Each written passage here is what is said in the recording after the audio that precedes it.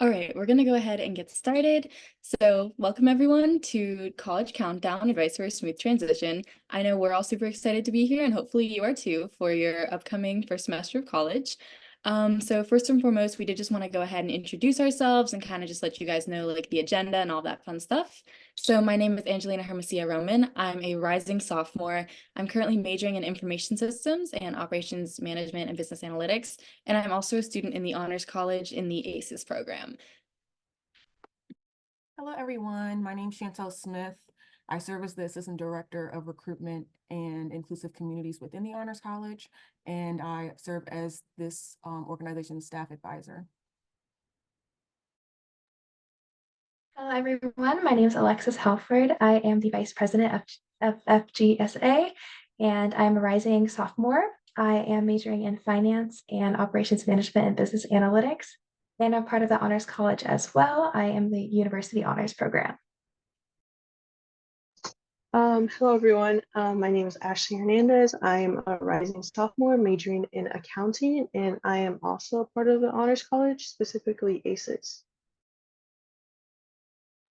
Hi, my name is Margarita. I'm a rising sophomore studying finance, and I'm actually not part of the Honors College. Great. So just to let you all know, this presentation is probably going to be close to about 45-ish minutes. We're going to try and allocate about 20-30 minutes to Q&A for any questions that you guys have. Beyond that, for those questions in Q&A, there should be a question and answer section on your screen at the bottom. You guys are welcome to drop some questions in there. Please use the Q&A feature just for like the sake of convenience and all of that. Some of your questions might be answered like throughout the presentation, so just keep that in mind. But at the end, we will go ahead and address any that haven't already been answered. So hopefully that's all good. Just to let you guys know, we are the First Generation Student Association, so we're just here to go ahead and like provide resources and support to first generation students and allies, of course. So we're excited to have everybody here. So this is just a general like campus life type of presentation. We kind of want to give you guys an idea of what to expect for your first year and kind of what to do this summer so that you have an idea of what exactly should be getting done. So yeah, it's just basically going to be that type of crash course type of thing. Per usual, just go ahead and ask any questions, drop them in the Q&A section, and we should be good to go. So here's our overall agenda. So we want to give you guys an idea of like moving in, like if you do have to move in at all, just general like packing list, stuff like that. We also want to help you get an idea of like clubs, organizations you can join, and just typical things about campus life, like the dining and like living situation. Beyond that, we also want to help you guys get an understanding of how to build like a solid schedule. It's kind of hard to do when you've never done it before. And of course, just getting academically prepared with some of the resources we have on campus, as well as just a few other things you could do to kind of mentally prepare yourself. And then finally, we'll end with Q&A. So first off, we're going to go ahead and discuss living. Naturally, not everybody's going to be living on campus. For those of you who are commuters, there are a variety of opportunities and just different events that are hosted for commuters here at UMD. So first and foremost, I think one of the biggest things is the Good Morning Commuters event. So there's free breakfast every single first Wednesday of the month, and that's at Stamp. So everybody loves free food, so that's always good to attend. Aside from that, it is just recommended that you go ahead and read up on DOTS, the Department of Transportation, and any regulations and rules that they have regarding vehicles. I know a lot of people who have incidentally gotten like fines and stuff like that because they accidentally had their car in places it shouldn't be at certain times and stuff like that. So you should definitely look into that. Another important thing that you should go ahead and take a look at is the commuter dining plan. It's good when you're on campus for long periods of time to sort of have the ability to visit some of UMD's dining plans and just dining halls.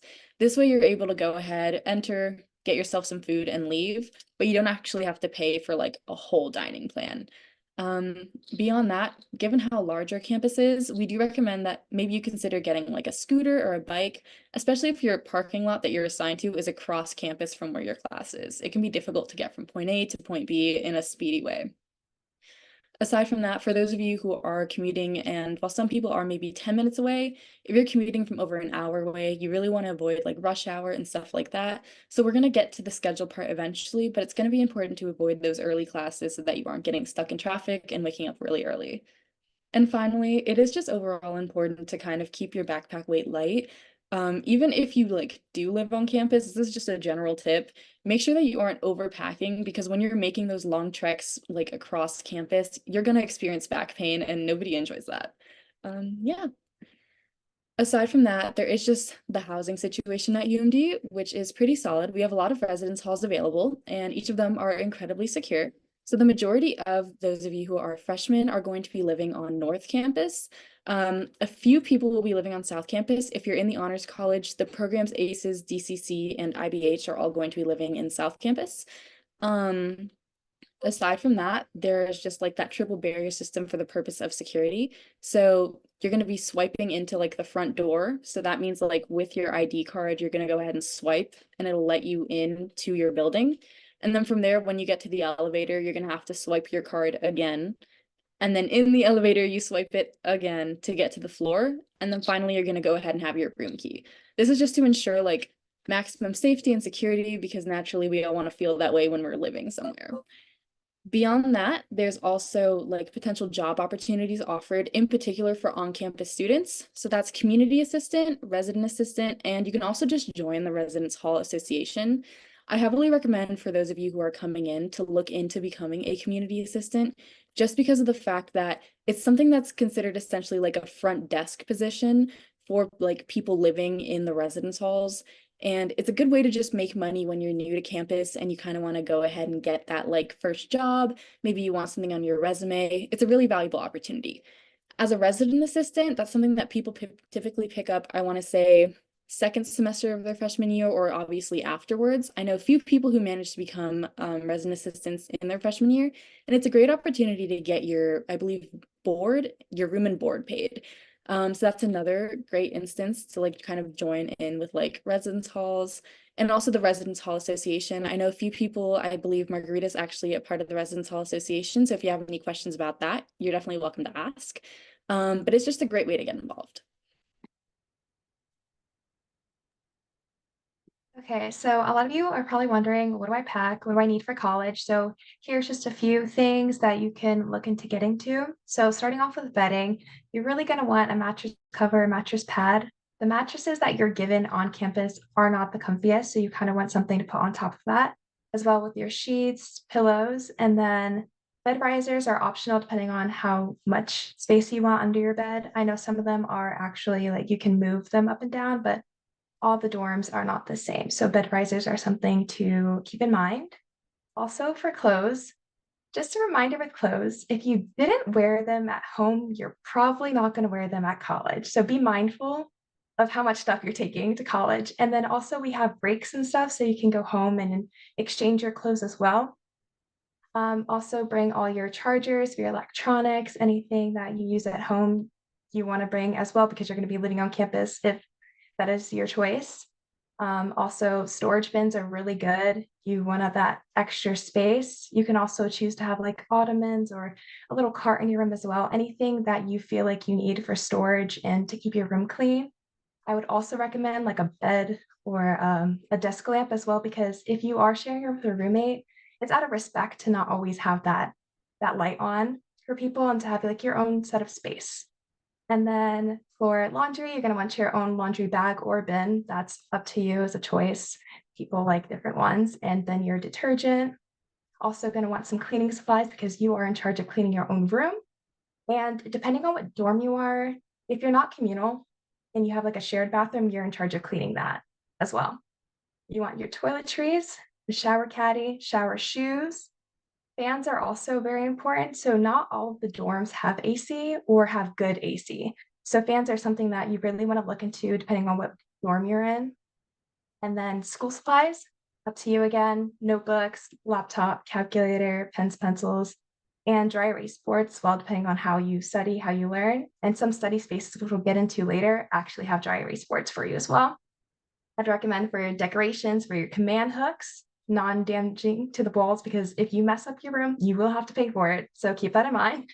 And then you'll also have your first aid, medicine kit, an umbrella, and it's good to always have snacks in your dorm as well. So some stuff to just discuss with your roommate would be like the mini fridge or a micro fridge. So you can either bring your own mini fridge or you can rent a micro fridge from the school. You have to pay a little extra for that, but you'll have that in your dorm.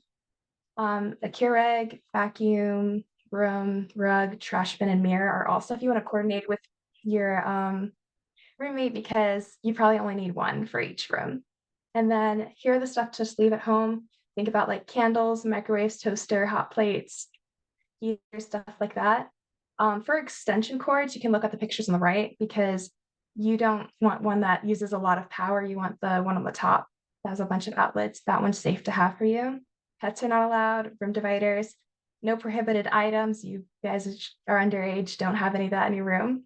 And then scooters are kind of special. So like Angelina said earlier, you can bring scooters and e-bikes and stuff like that. But if it's electrical, you need to register that with the school. And you are not allowed to bring that inside the dorms or any of the other halls, dining stuff or anything. But there are outside bike racks and some of the dorms and stuff have bike rooms as well. Fantastic. Now we're going to go ahead and get into what exactly food is like at UMD. What are your options? What are the possibilities? You are definitely going to be hearing more about this as you head into orientation if you haven't been already. But we're just kind of going to overview some of the simple things. For instance, our dining halls. There are 3 dining halls at UMD. There is South Campus Dining Hall, which is naturally located on South Campus. And then there is Yehentimitsi, otherwise known as the Y.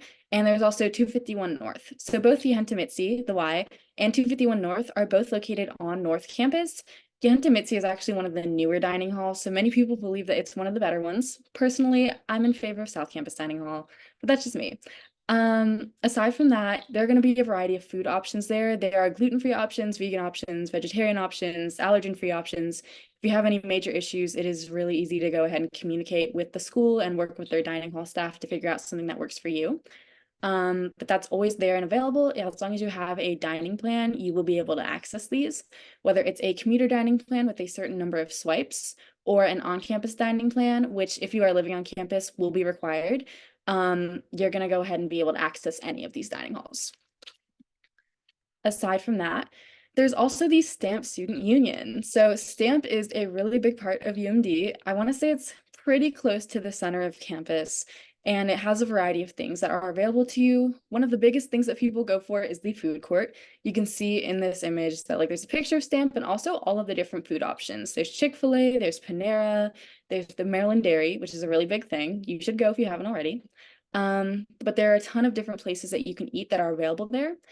Beyond that, you can also go to a variety of the different options at the STAMP Union. For instance, Terp Zone is a super fun place to go. You can go bowling, and I want to say that the bowling is fairly cheap, like maybe $6-ish per person. There's also the game room. There are like little video games and just places you can meet up, have fun with your friends, and hang out. There's also the bookstore.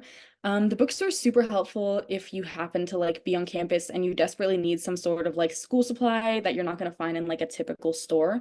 I know they have like a lot of school supplies. They have notebooks, they have like folders, they have keyboards, they have like books, all of this fun stuff. They also have a lot of UMD merch. So if you're interested in stocking up on that, you should definitely go to the bookstore. And not only that, but there's also SORC, the Student Organization Resource Center. So that's just a great place to go if you're curious about any of the organizations here on campus and just clubs, stuff like that. They provide a variety of resources to ensure that you know what's going on here at UMD. There's also just some place to pick up your packages, UPS, M&T Bank, the Union Shop, which is one of our convenience stores, which we'll get into a little more in a minute. And they're also just event spaces. So if you're going to like a big event, chances are it's going to be hosted in STAMP.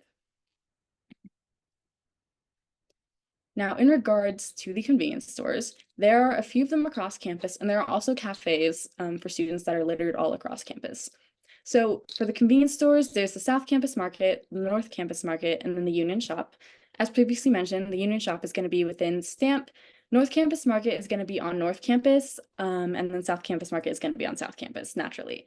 The convenience stores not only have cafes within them, they also have places to eat. So this typically includes like cheeseburgers, chicken tenders, fries, mozzarella sticks, all of that good stuff for when it's late at night, maybe the dining hall's closed and you want somewhere to eat. It's pretty easy to go to the convenience store and get something to eat because they are open until 1 a.m. So they're really like late night places if you happen to be hungry. It's also just good for on the go. They have a variety of snacks. They have walls of ramen, lots of like candy. They also have cleaning supplies. They have school supplies. They have medicine. So if you ever get sick, maybe you have like a cough, maybe you have a fever, they do have like over-the-counter medicines such as like cough drops, they have like Tylenol, they have all that good stuff. Beyond that, there are also the cafes.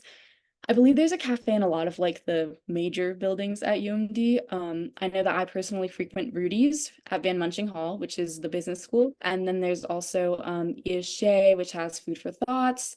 And there's just a cafe, I want to say, like in a variety of buildings across the school. So if you're ever feeling a little hungry, you want a snack, or maybe you're tired and you just want to get something to drink and you want a coffee, the cafes are pretty easy to go to.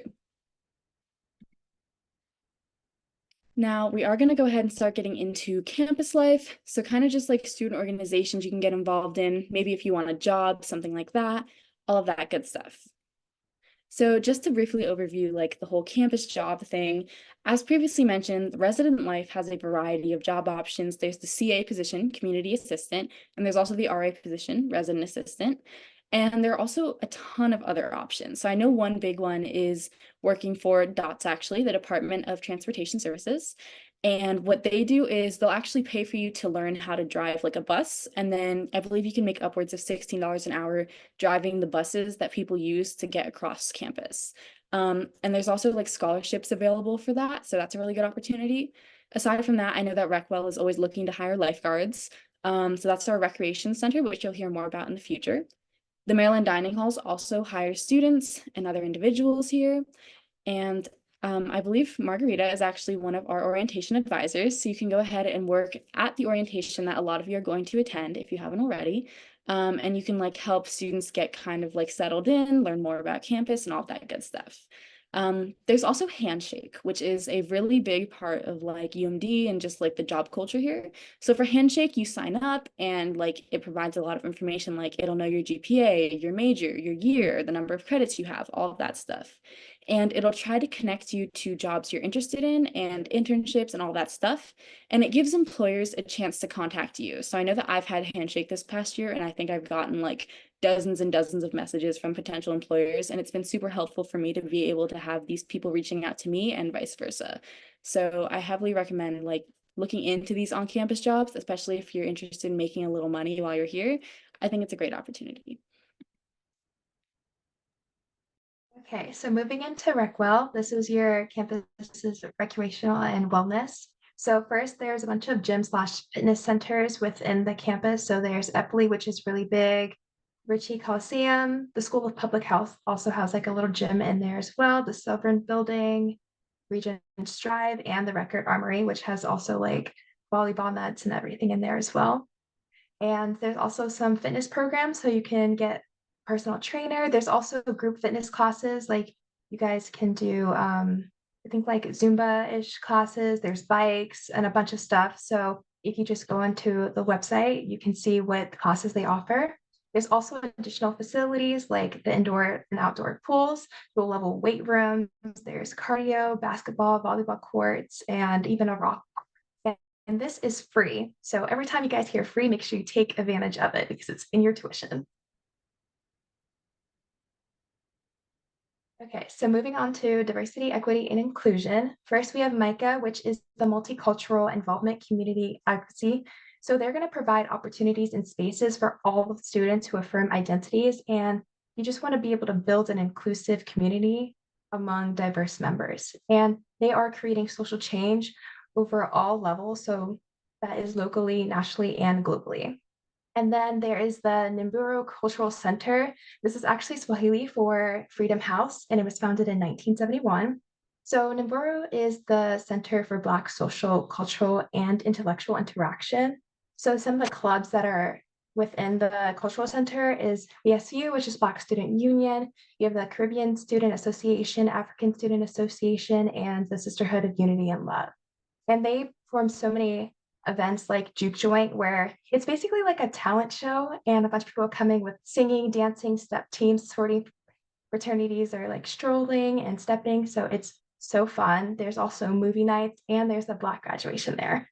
So if you're interested, that is such a great place to build a community. There's also the LGBTQ plus Equity Center. So they're going to provide campus with leadership and expertise in building a fully equitable community. And they're developing visible and vibrant LGBTQ plus campus communities. And then lastly, we have the Mosaic. This is a leadership in identity retreat, and they're going to host various workshops over the course of several weeks for students. So I'd also recommend that. And for Turk Wellness, we have the Counseling Center. This will be in the Shoemaker Building. It is free to all UMD students. Here's the word free again. And then there's also the accessibility and disability services. So if you need any kind of accommodations like housing, testing, texting services, make sure you go to that so you are fully able to enjoy your time here. Hi everyone. So I do work for orientation. So if you see me on orientation next week or in the upcoming weeks during this summer, please say hi to me. I don't bite. I'll be really happy if you come and say hi to me and that you're coming from the webinar. So SOAR. You might hear this a lot, and they're a pretty big part of campus. So first of all, SOAR stands for Student Organization Resource Center, and they're located at STEM Student Union, which is basically the center of campus. They have their office, and they have like an entire lounge. Anyone is open to come into a lounge. So if you see the door open, unlock, go in, it's open, there's a water filter there, there's a lot of really comfy, nice tables, and also they're really helpful. They have a lot of resources. So if you want to create a club, please do so. I know one of my friends created a tea club where literally people only drink tea, which is crazy, but yeah, he has that club. There's so many things, and it's really easy to create your club. You need a faculty member. I'm pretty sure you need up to 6 members, and you need an executive board. And SOAR is there to help you. So they are there to help you if you have any questions, and also they have really good resources. So if you need funding, we have the SGA funding, which is the Student Government Association, and you can apply for the funding. The university also has other ways in which you can get funding. And there's just a lot that you can do. Three pretty big organizations that we already touched on a little bit is the Student Government Association. They represent the entire student body. And if you did it in high school and you would like to continue this in college, definitely do so. They have lots of different committees: sustainability, student affairs, transportation, finance. If you want to do something, you can definitely join student entertainment events. You might hear them a lot around campus, but they're pretty big. So they basically hold a lot of really cool events. So we have had concerts of really cool people that came to campus. We have had movie nights. We have had concerts, but we have also had outdoor concerts. They have comedy shows. So they're basically they're pretty big on campus. They're constantly holding events, and with these events there's always giveaways, again, free stuff that you can gain. And Residence Hall Association, it's very similar to SGA. The only difference is that they advocate for students living on campus. So for you to join, you do need to live on campus. That's basically the only requirement, but it's pretty cool because the reason why laundry is free, it's because we advocated for laundry to be free, so that way you wouldn't have to deal with coins and everything. Also really cool, Freshman Connection normally have class into 9 p.m. and Residence Hall Association, we advocated so one of the dining halls open into 10 p.m. from Monday to Thursday, and on Friday that's closed early. However, the other ones stay open until 9. I was personally in it, and I took a lot from it. I had the opportunity to meet the director of Residence Live, which is Panel, I think that's his last name, and then also the director of Dining Services, which is pretty cool. Turbulent. So if you want to find a club that you want to join, you can just literally search up Turblink and you log in with your UMD account. And any clubs you have in mind, it can be sports, academics, cultural. We have a crochet club if you want to learn how to crochet. But basically, you can find all of their information here. They have the meeting times, they have a description. They also have how big the time commitment is. And they also have all of their social medias and where you can contact them. So pretty big event on campus that would take part soon on the fall is the First Look Fair. This is a huge event that will happen on September 6th. So mark that in your calendar, which occurs from 10 to 3 p.m. Basically, every single club that it wants to be will be on the big mall, so the big grassy area. And we have around like over 600 tables just there, because every single club is just promoting themselves, trying to get people to join, and you can literally just go up to them. A lot of them have free stuff to get people to come, candy, merch. I remember I got a lot of free t-shirts and a lot of stuff, and it's pretty cool. You can literally get a lot from it, and you can really learn about the different clubs. They are divided by sections, so once you go down the sections, you see that like there's one section that's only cultural, so that way they're all in one. There's the religious, academic, sport, so you can join. I know my friend is in rowing, she really wants to do that. So there's a lot, and you can literally just go up to them, and I think it's a really good way for you to talk to upperclassmen who are already part of these clubs, and for you to get information about them. And if you miss it in the fall, you still have time. You can go in the spring, and in the spring we have the second look fair, which is basically the same thing. Most of the clubs are tabling again. The only difference is because on the spring, sometimes the weather's a little bit more weird. They do hold this inside of stamps. So it's a lot of stamp in the big rooms. We have a lot of tables, and it's like basically an entire building on the second and first floor. And again, you can go up to the tables, learn about them. And this is in February. Okay, so we move on to creating a schedule. So to register for classes, you use the website Testudo. And the first thing to do is clicking on the button that says schedule of classes. Once you click on it, the top portion of this page will allow you to filter classes to using keywords that you insert. This can be the course name or the department name, right?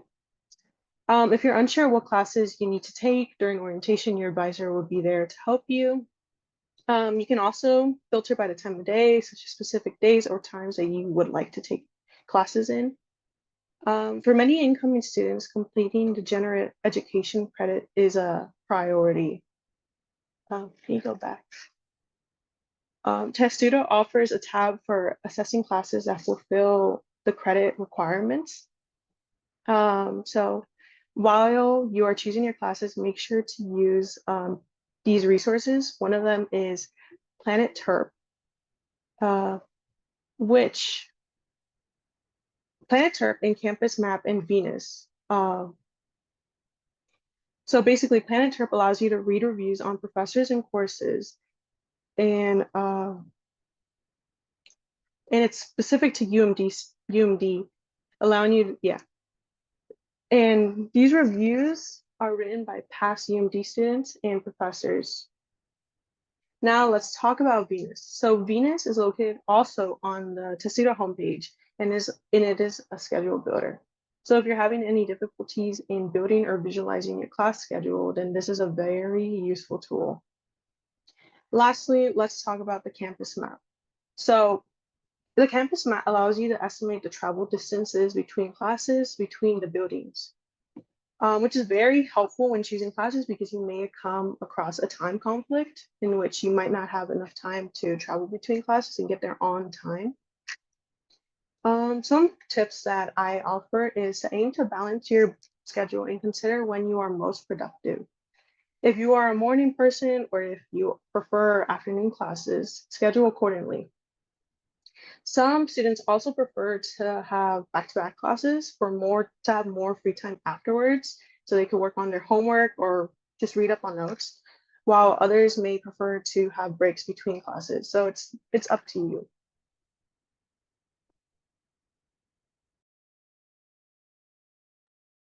Okay, so now we're going to move on to getting prepared.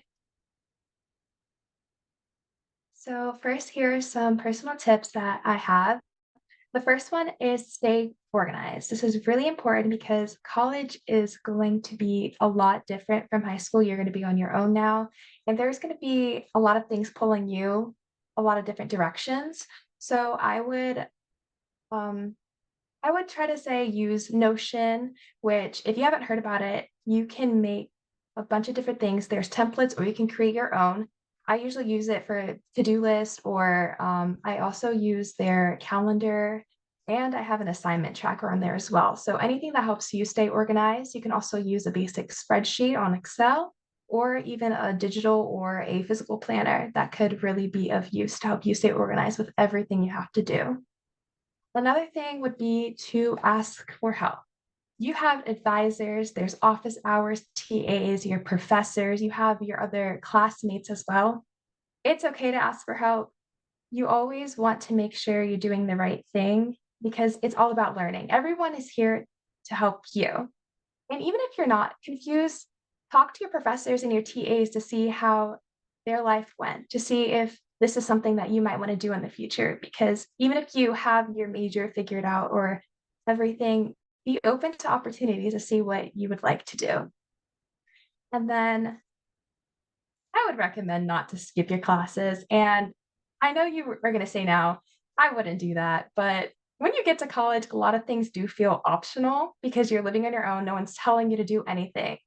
But you have to hold yourself accountable. And teachers and professors are going to help you more if they see you're trying.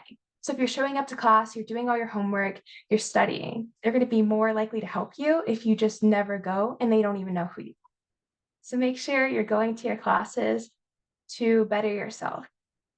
And then moving to ideal study spaces, we have libraries like McKeldin and Hornbeck. They have group study rooms. You can do and reserve like study carrels and things like that, which are really good. There's also ESJ, which has huddle rooms that you can reserve up to, I think, 2 weeks prior. And those just have to have at least 3 people in there. And then there's cafes that we've said all throughout campus. And I would recommend just going around campus and going into random buildings because you never know when you're going to find your study spot. There's so many buildings on this campus. Just explore. And then also don't procrastinate. And I know you've heard this all your life and it's really hard, but time management is so important because you want to go out with your friends, you have your clubs, activities, your schoolwork, and all of these classes are going to take a little bit more time than it did for high school. So just make sure you account for that and the time block, of course. And then take care of your physical health and your mental health. It's so easy to not even pay attention to this stuff, but go to the gym, take a walk, make sure you're eating your 3 meals a day, carry a snack if you're planning on studying all day, and make sure you have time to rest and to just be with yourself. Do things that you love because you're a human being, you're not just a student. There's so much more to you. And then lastly, motivation. It's going to be hard sometimes to get up. And I know, especially for me, I didn't really want to do anything for a lot of time. So having like study buddies or like friends that you can just go and do something is so important. And also just remember why you wanted to come to college. That's also a really great motivation factor as well.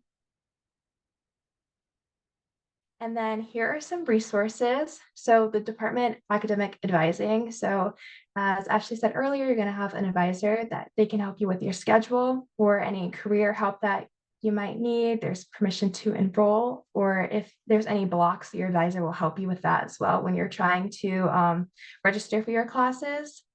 That's their job. They're there to help you. If you have any questions, do not hesitate to call or email your advisor because you want to make sure you're on the right track to graduating.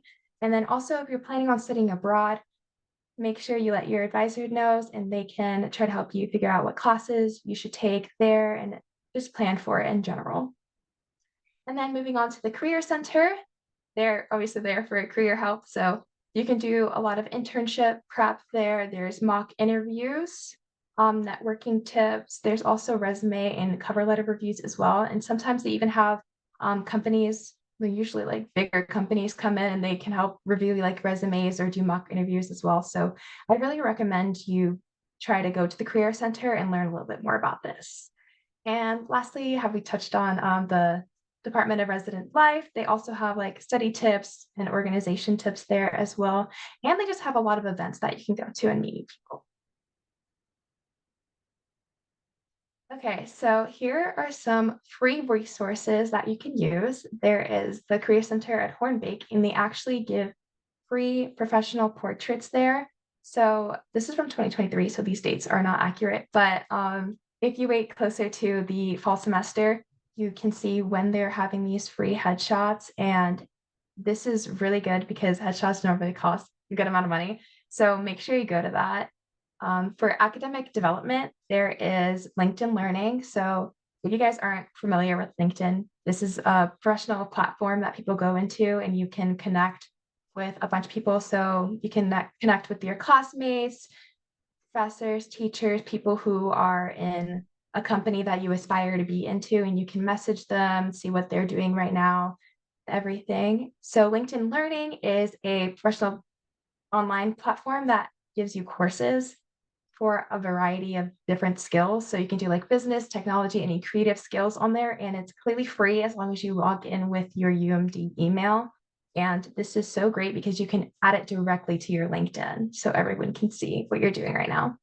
And then we also get free Adobe, and this is great. And not a lot of people know about this or use it to your advantage. So you can use it for free. And then also there's some clubs that actually teach you how to use it as well. So look out for that in like the first book fair or any tabling. They show that they're teaching, and any other free resources. Make sure you're taking advantage of it. There's so many more than this, but these are the best three. All right, fantastic. So, we do obviously have like about like 20, 30 minutes allocated to like Q&A. If you don't have questions, that's great. But hopefully this presentation has been helpful for you in some way.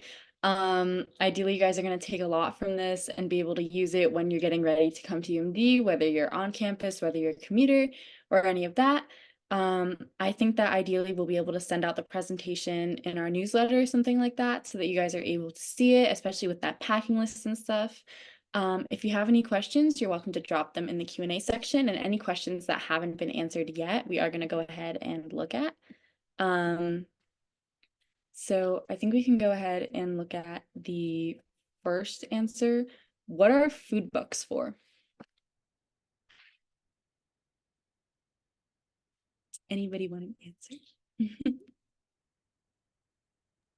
Okay, so you want to go? Okay, so with our meal plans, we have dining dollars, and there's also Terrapin Express. So dining dollars, you will get it with your dining plan. So whatever you sign up, that's the amount of dining dollars that you have for the semester. You can use that at some of the places that are on stamp and the markets that we've talked about earlier. So that depends on which meal plan that you chose earlier. With Terrapin Express, you can actually put money onto your account, and you can use that at some of the dining plans as well. So you can put money on that at any point in time. Cool. Somebody asked, do we sign up for our classes during orientation or on our own? You do sign up for them at orientation. So whenever your orientation day is, you're going to go ahead and sign up for your classes. I know that like you're going to end up meeting with your advisor. They're going to show you like a list of potential classes you can take. And then from there, they're going to go ahead and like provide you with the website and everything you saw that Ashley showed. I know that we, like FGSA, are also hosting office hours. So if you're looking for help in like planning your schedule ahead of time, we'll be available during those times to go ahead and help you out with that. Somebody else asked, for AP courses in college and high school, CIHS courses, how do we get credit?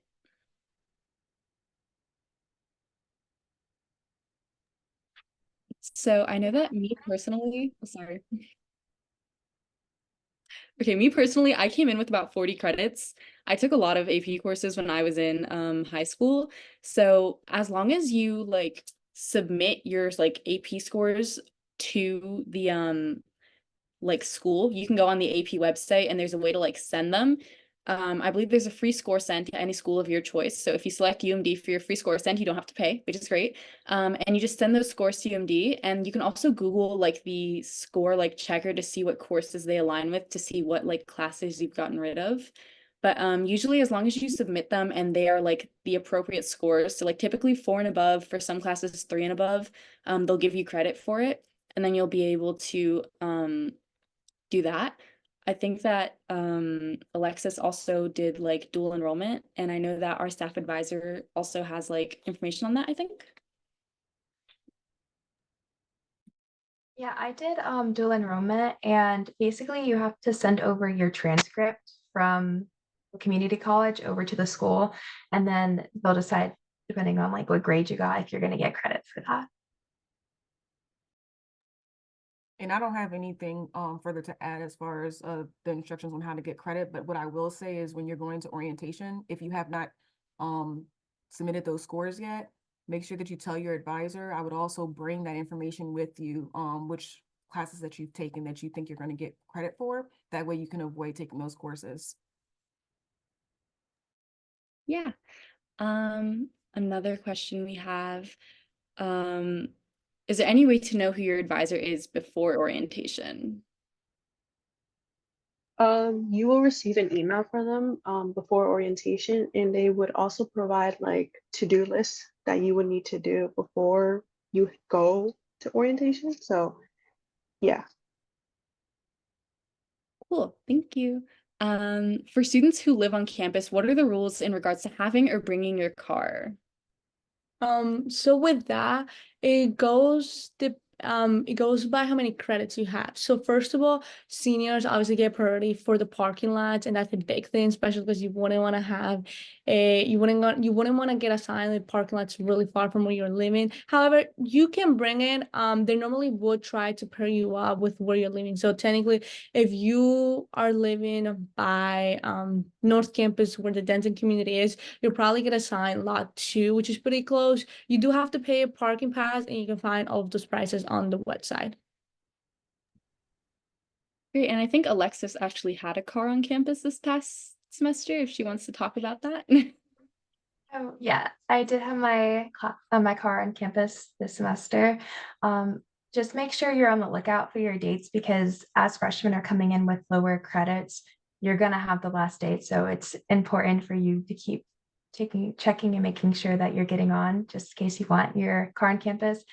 It is a little expensive to have your car on campus, and as we talked about dots, you really need to know where you can park, and looking at the weekends and stuff, because you can get parking tickets pretty easily here. So I would just look out for that. But otherwise, it's full game. Like, you can have your car on campus. Great, thank you. Are students allowed to have air purifiers or humidifiers in their room? So you actually get a dehumidifier in your room.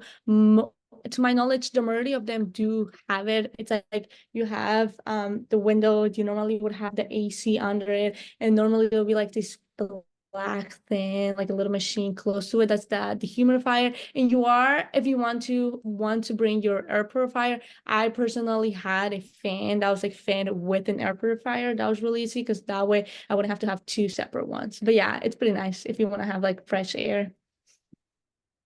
Cool, thank you. How are the Carillion communities? Do the students enjoy them? Is anybody here living in Carillion? Okay. I was actually part of Carillion. I was part of the iGift community. If anybody here is also part of that, I personally really liked it because you are in Caroline. You most likely live in Easton Residence Hall.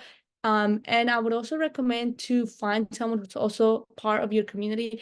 If your roommate's not also part of Caroline, you will most likely live in Hagerstown. That's like also the dorm that Caroline is connected to.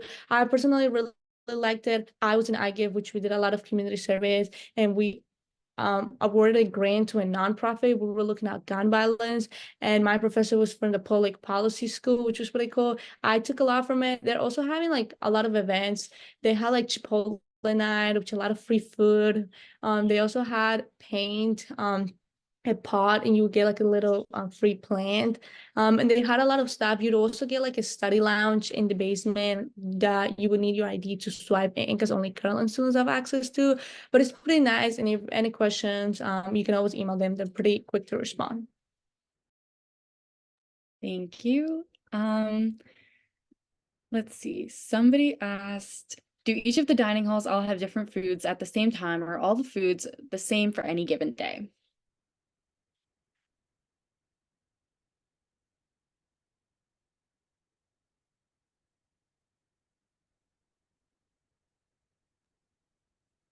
I can talk about this. So normally, like, the dining halls, they kind of all have like basic food, but normally it's different if you go to them. Like, I know the Y is a little bit bigger, so it has a lot of more like diverse foods. But if you can also like look online to see what they're having on the menu as well if you're really interested. But they have like diverse things, you know, they have your vegan options and stuff like that. So it's a little different, I'd say, at each dining hall, but their basic food items are kind of like everywhere, like pizza and like things like that. Okay. Great, thank you. Somebody asked, would you be able to explain what happens at orientation? Do you pick your classes that day and need to be prepared for it? I think Margarita is our orientation advisor if she wants to explain. I can definitely walk you through the whole itinerary if you would like me to. However, I'll just keep it short. So we have 2-day orientation, which I think is really fun if you're a first year because you really get to know other people. There's like fun activities. We like do really make it fun. It's a little bit boring because you will get a lot of couple presentations, but like overall, it's really good. Then you have your 1-day orientation, which a lot for 1-day orientations for transfer students because like they're really there for like their classes and like they don't really want to do the rest. But for the 2-day orientation, you will register for classes on the 2nd day. So on the first day, you would get a presentation about UMPD, which are our police department. You will get lunch. There's like night activities. There is trying to think off the top of my head, but there's like a lot built in. And then you would also get your ID. If you want to get your ID, please make sure to bring in your government ID or like high school ID or passport. We really do need a form of verification for us to give you your ID. You register for classes and you do it on the 2nd day. Trying to think what else is in it, but there's a lot built in presentations. You really get to know their people. They normally do try to pair you up with an orientation advisor from your college. So if you're engineering, there will be a couple from engineering. However, there is a couple colleges that there isn't someone from the college. Like for example, there's no one from public policy. So I work with the public policy school. Trying to think of what else, but you will basically sign up for orientation on the 2nd day. There's presentations, very informative, and you will get to meet other people. Great, thank you. Somebody asked, when are visitors allowed to come to the dorm? Do we need to let someone at Resident Life know beforehand? You don't need to let anyone know that you're having a visitor. You just have to go get them because as we talked about, you have to use your ID to swipe in quite a couple times before you can get to your room. So you just need to get them, but you don't need to let anyone know it's your dorm. Yeah, the only thing is that if your visitor happens to do anything like bad or like damage anything, you are responsible for it. So like anything that your visitor does is essentially you doing it. So if they break something, you have to pay for it. So that's just something to keep in mind. Typically, none of that happens. So I really would not worry about it. I know that like you can either have friends who live on campus over. I know people who have had like, you know, maybe their parents just want to see what their dorm is like. Friends from like other schools visit, all of that stuff, and there's usually no issue. Is there a big difference between online and in-person orientation? Well, you like the most important thing, you will get to register for classes. I think the pretty big difference that like with Zoom, there might sometimes be a little complicated with technical difficulties if you're having bad Wi-Fi or anything. But like it's a lot more shorter too. So in the morning you would get a presentation. Obviously you wouldn't receive launches like you're not present presentation. You will meet your OA. There will be like a Q&A session, and then like you will get to register classes, and like the biggest part is registering for classes. So there isn't really a big difference. You still do what you're required to do. But yeah. With the meal plans, do Terrapin bucks carry over into the other semester or year? They do roll over up to $100. So it will roll over 20, 50, and $100. However, if you have 1 or 2, it will not. Just up to $100. Thank you, Miss Margarita. You're so helpful. Okay. Do you recommend the students open a checking account with M&T Bank as that is the bank in Stamp? I think if you don't already have like some sort of bank account, you should definitely look into like places to potentially open like a checking account. I don't think that you need to open one like with M&T. I think that's just happens to be the bank that's in Stamp. I haven't met anybody who's like personally like opened like a bank account there. But I think like typically people can just stick with whatever bank like they already use or like your parents use. Um, but if you're looking like into that, M&T Bank could potentially be like beneficial, like seeing as it is like in stamp already. Um, let's see. When do we need to decide what class we take in the upcoming semester? You'll be able to decide what classes to take during orientation as you'll be going over them with your advisor. Yeah, just to add on to that briefly, like you're gonna pretty much have the opportunity to like get that list of classes they'll provide you with, as well as all of the like requirements that you have. And that's gonna depend on what school you're in. So if you're in like the business school, the engineering school, they'll have like a list for you, and then they'll like show you what you've already completed if you have any like prerequisites completed from like AP classes, for instance. And then they'll like provide you with like ideal classes for you to take. Aside from that, it is recommended that you come in with like a game plan, which is why, like, as Ashley presented earlier, like you should definitely try to like build a schedule early on. But you can also always wait to meet with your advisor, because I know a lot of people who did that and still had really good schedules. Um, Another question, are you allowed to have a in-room AC that is not required to be put in a window, but instead has a flexible tube vent that fits in the window and held in by closing the window on it to keep it in place?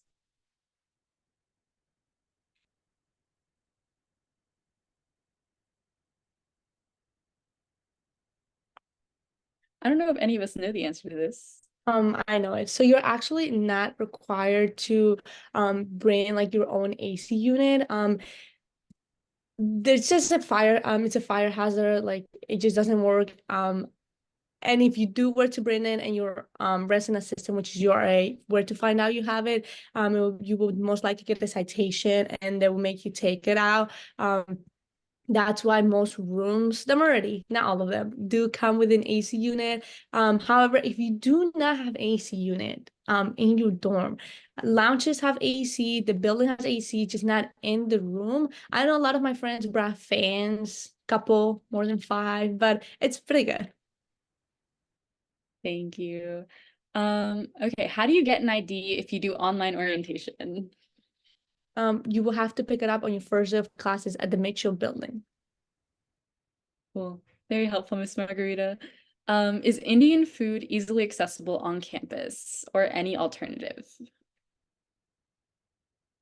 Um, to my knowledge, I don't think the dining halls serve like Indian food very often. I know there's a lot of vegetarian food like available.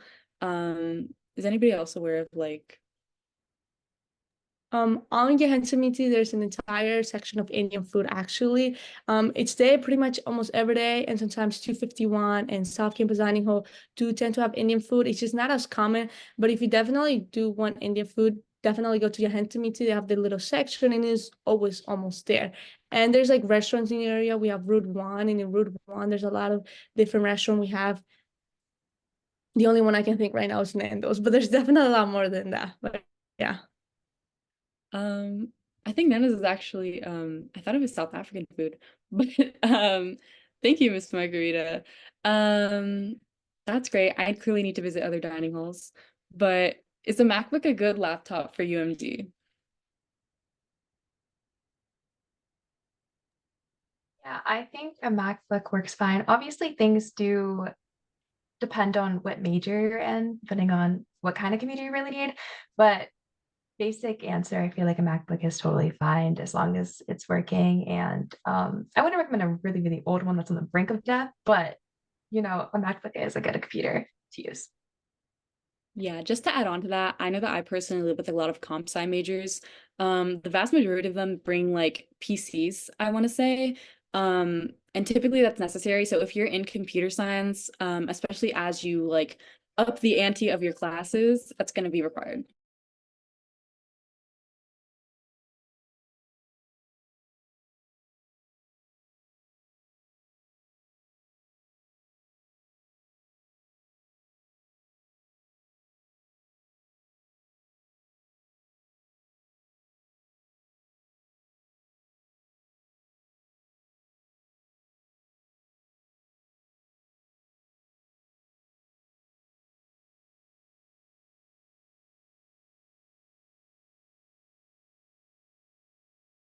one of the questions is how to find a roommate. So there's like two different options. So first of all, normally there's an Instagram account that would say UMD 2028. And you can definitely talk to people there. They write the little bios and like you can get to know them.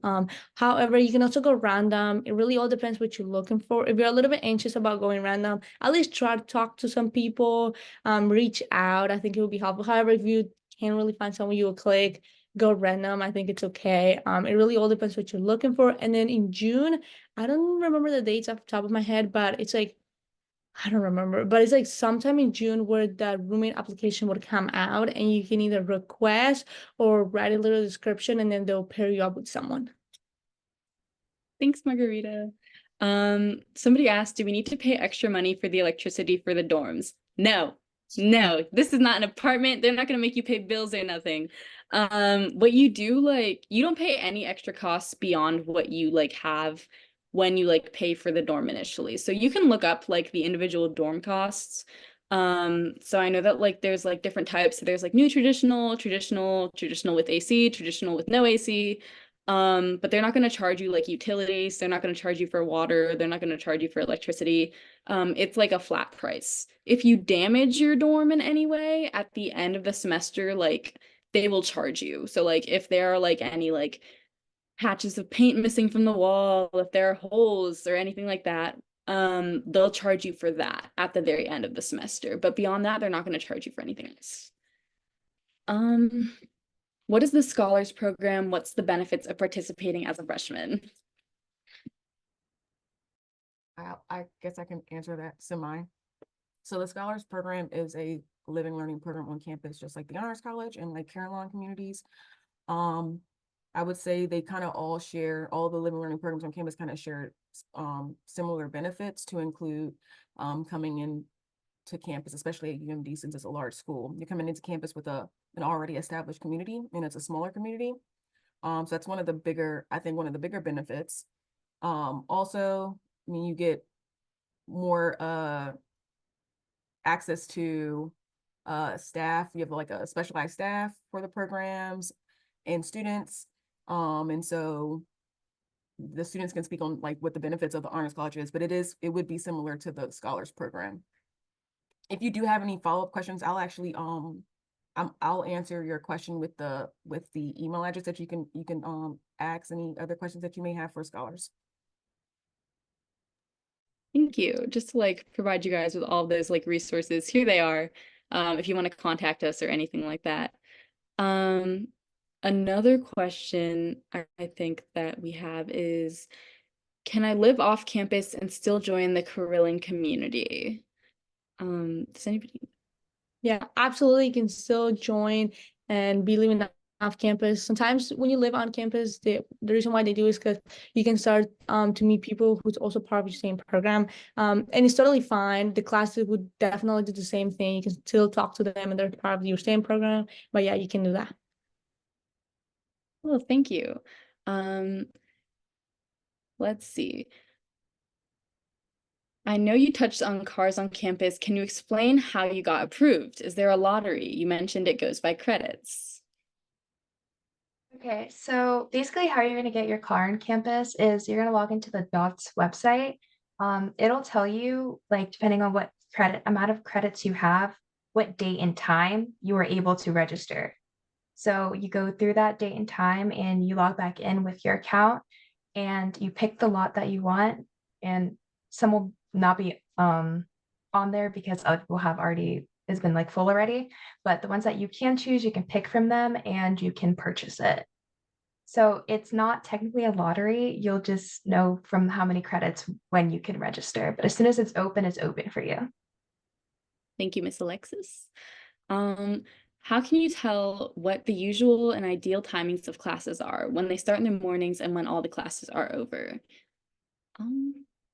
I think we have classes like, I want to say from 8 a.m. until like 8 p.m. ish. Because I know that freshman connections means that the classes like are very late in the day. So a lot of your classes, I want to say, are going to be after 6:30 ish, after 5:30. Your classes and your schedule is just going to depend on what exactly you register for. their class time's pretty much all day. Most people, I want to say, will have their classes ranging from around like 8, 9 a.m. to like 3 to 4 p.m. It's like a typical like schedule, I would say. Some people exclusively have classes like afternoon. Some people only have classes in the morning. I know that Ashley mentioned how like some people bunch up all their classes together. And some people only have one class on certain days. So it depends heavily on the classes you're registering for, the times they're available, and all of that stuff. You can see that on the Testudo website. But yeah, aside from that, when do internship opportunities at companies start becoming available? Is it possible to apply for an internship during the first year of college? So you are able to apply to an internship whenever you want. So there's even some internships are open for next year, next summer, already right now. So you can go look for them.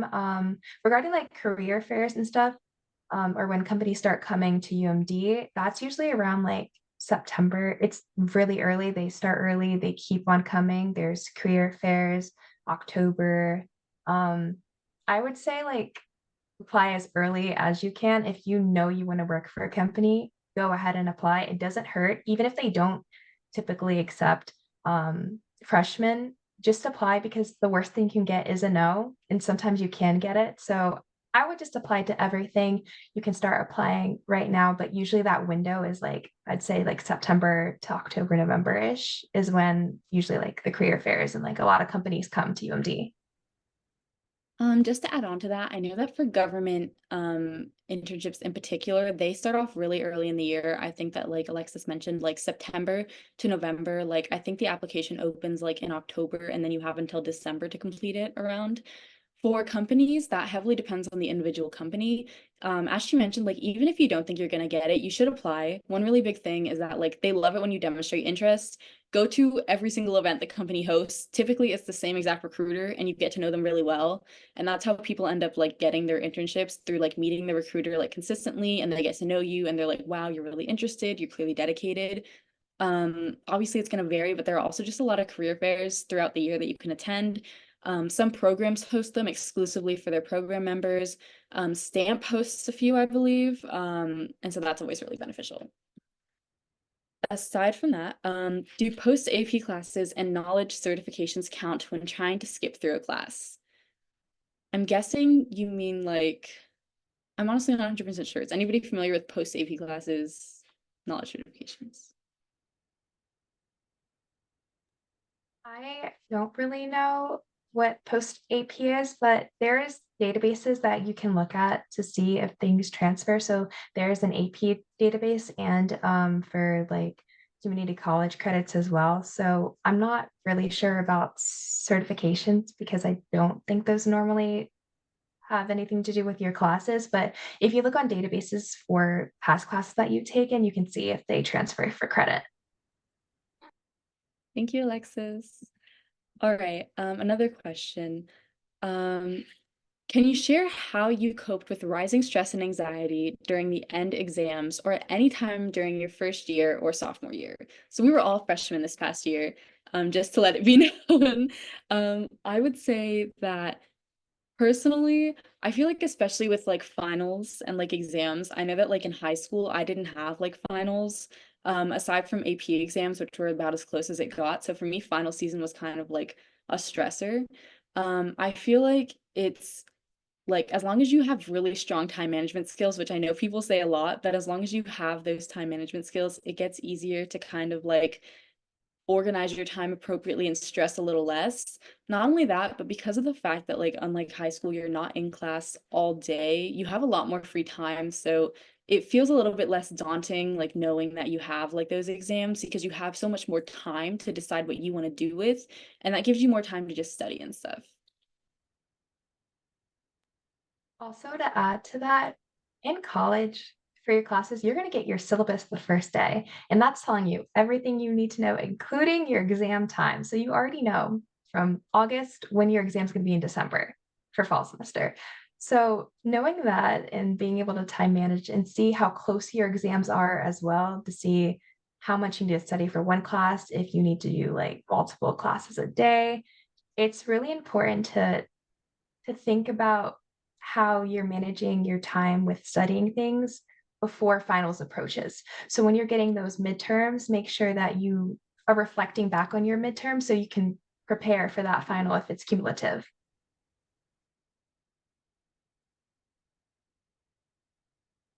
Thank you, Alexis.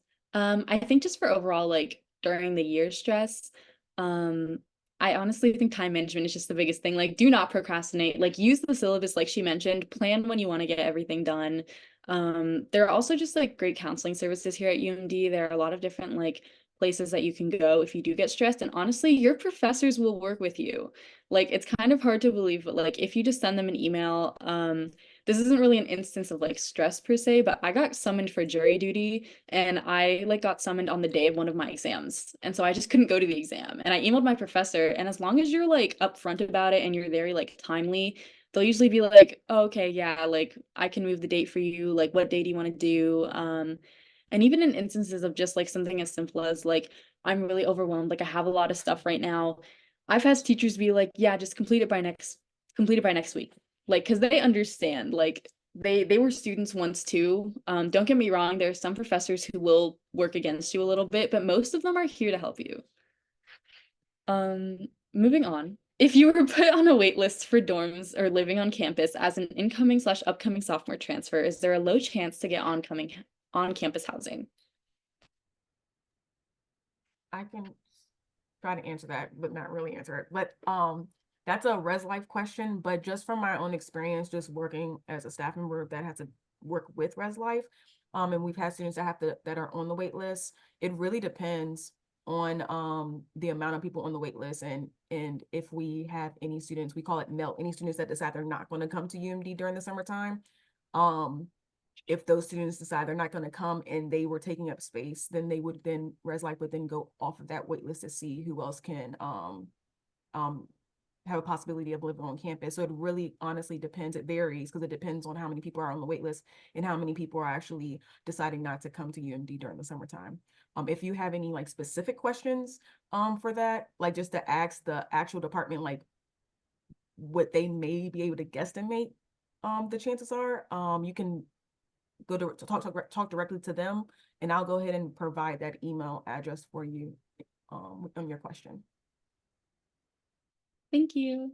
I know that like personally, I've met people who like it was their second year of housing and like they like got waitlisted, I think. And I would say that I think at least the people who I knew definitely like got on. I can't like say any guarantees, but yeah. Next question. Is there a paid service available for cleaning room slash bathroom? I can answer that. So basically, no one is gonna come inside your room. That's one thing. So you are responsible for cleaning your room. There's like no one you can pay for that. However, the bathrooms and like the share areas, such as the bathroom, the lounge, and the like the hall, there'll be a staff keeping that will come every single morning, and they will close the bathroom for like that period of time. So like if they come 8 a.m. and you're trying to use the bathroom 8 a.m., you will have to go to a different bathroom, but there's no cleaning fee for that either. It's all included within your tuition. Yeah, I do know that like some students here actually like end up offering their services to like clean rooms. I don't know about bathrooms, but rooms definitely. I have seen a few flyers around campus where people are like, "Oh, hire me to clean your room." Disregard the cat. But yeah. Um, Hopefully that was helpful. Aside from that, how much do you have to pay for parking and having a car on campus? Okay, so I'm not sure about the exact number because I did that last year and I can't remember right now, but I think it was around like $700 for like the full year parking pass, if I'm remembering correctly. But you can just go on the DOTS website and you'll see the exact amount of how much it was. Thank you. Um, Next question. Just want to confirm that Handshake is for internships. What else projects like this exist? Is this a good choice for an international student? I will say like Handshake is it's essentially for jobs. A lot of the jobs that are offered on Handshake are going to be for like internships, but most of it is just going to be like straight up jobs. Um and a lot of it is particularly good for like upperclassmen. So if you are like an upperclassman in search of a job, that'll be a good thing to have. Does anybody else want to add anything? I can just add the fact that like we also have our own office for international student. I actually a lot of my friends are international student, and the office is really helpful. They also have events for you guys, especially for international students, that they have like coffee chats, they have like food events. And the office is really helpful if you need help with legal, financial, and also like if you need help finding an internship, there's especially staff there for you to help. Thank you. How do we know about career fairs? Typically there will be a lot of like posters and stuff, I want to say. Not only that, but you will be receiving like 80 different newsletters. If you're in like the engineering school, they'll send you a newsletter. If you're in a program, they'll send you a newsletter. If you're in a club, they'll send you a newsletter. You will get so many newsletters. Read them. A lot of people don't read them, and that's like how you end up getting a lot of opportunities. You read the newsletters and you see what's available. So Stamp, I believe, is the one who typically like hosts the career fairs. So you'll receive like a newsletter of some sort from some like sort of group like from Stamp, something like that. And they'll send you like a registration. For like programs that have it, typically like majors will have it as well. So like the comp sci, like I want to say CMNS, so like the comp sci school, they'll have their own like career fair. So they'll send an email to all of their students and they'll be like, hey, sign up for this. So as long as you're checking your email, you will know. Please check your email. um, Aside from that, in your experience, is it more expensive to live off campus than on? Um, my roommate and I did a lot of research about this. And I can say it heavily depends on what you want to spend money on.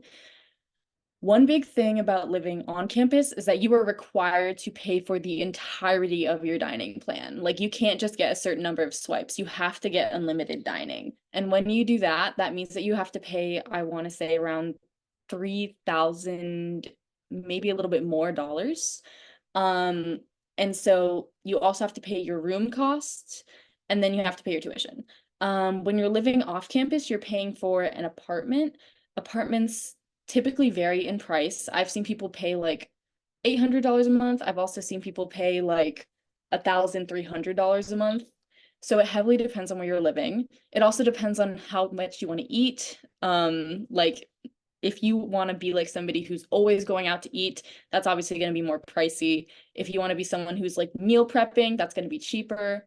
Heavily varies. I will say that like if you are somebody who like knows how to cook, you're ready to go, you don't want like the dining plan, I think off campus is always like a good opportunity, but that's definitely something that you need to research as an individual.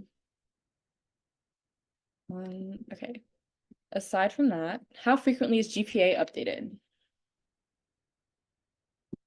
GPAs are usually updated when about 90% of your final grades at the end of the semester is submitted by your professors. Yep, thank you. What is the famous UMD tradition?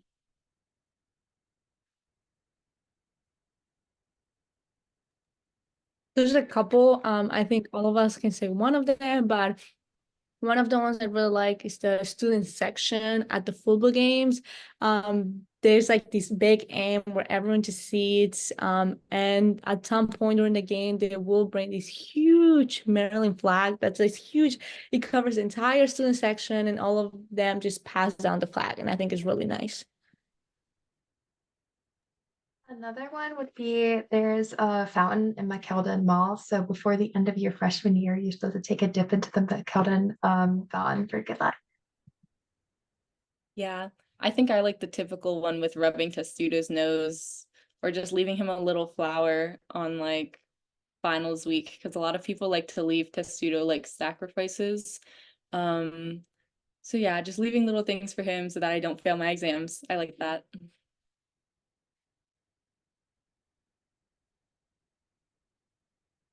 Cool. Aside from that, during online orientation, oh, Margarita's typing, she's got it. Is it allowed to use a desktop PC in the dorms? If so, is there a power limitation for this? I think I mentioned this earlier, but a lot of the comp sci majors that I know, they have a tendency to like have like desktop PCs. So like I've seen a lot of people with PCs, like in particular, like in the comp sci department. So I would say it is definitely okay to have like a desktop PC. To my knowledge, there is no power limitation. I will say be wary of like, I guess like power like extension cords, like with additional sockets. I know that I use like one of the bigger ones. And like half the power in like my room went out. So I think as long as you're not using too many like plugins, you're okay. Okay. Great. That is all the questions that we have for us right now.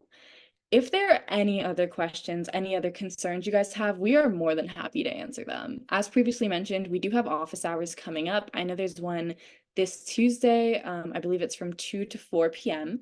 So you guys are welcome to come if you want help like figuring out how to work out your schedule. If you just want to know like what do I do when I'm like getting into like on-campus housing, where can I work? How do I do that? You're more than welcome to attend. Just ask us a question real quick and then drop out. Aside from that, you guys are also more than welcome to shoot us an email. And if you email us, we can go ahead and just provide you guys with like more detailed explanations and just valuable information. And we can also connect you with anybody else who we think would be valuable to you. As you can see, like on the screen, there are all of these resources if you want to connect with us. But yeah, thank you everybody for joining. Very much happy to have you. You guys are free to go.